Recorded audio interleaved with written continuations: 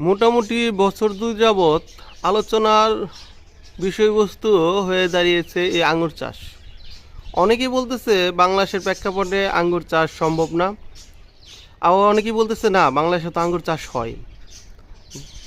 আবার এরই মধ্যে অনেকে আবার বলতেছে হ্যাঁ বাংলাদেশে আঙ্গুর চাষ হলেও আঙুরে মিষ্টতা আসে না, আঙ্গুর মিষ্টি হয় না।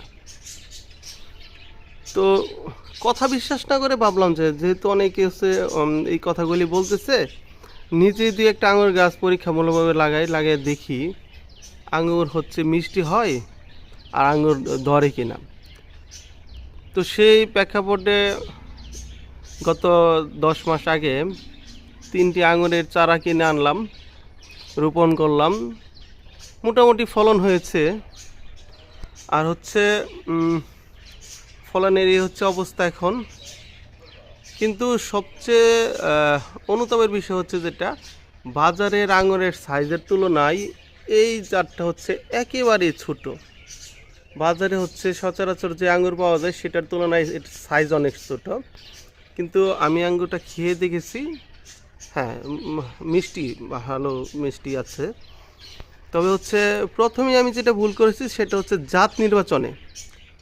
এটা হচ্ছে আমি যে 3টা জাত এখানে এসে রোপণ করেছিলাম সেই 3টা জাত নির্বাচনে ভুল করেছি। যদি কেউ আঙুর চাষ করতে চান, নতুন হচ্ছে হিসেবে শুরু করতে চান, তাহলে প্রথমে পরীক্ষামূলকভাবে কিছু গাছ লাগাতে পারেন।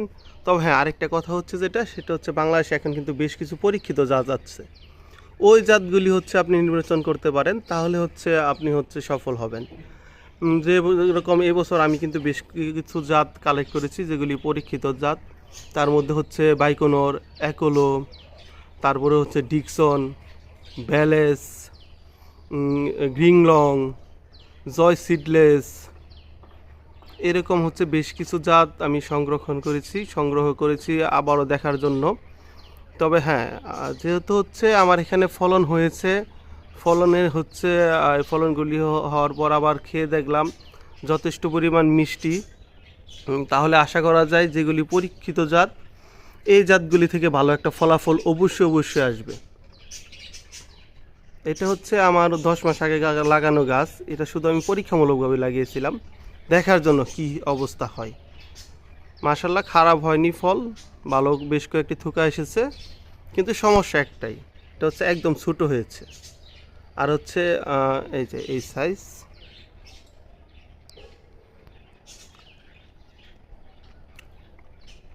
খেতে টক নেই একদম, মানে কি বল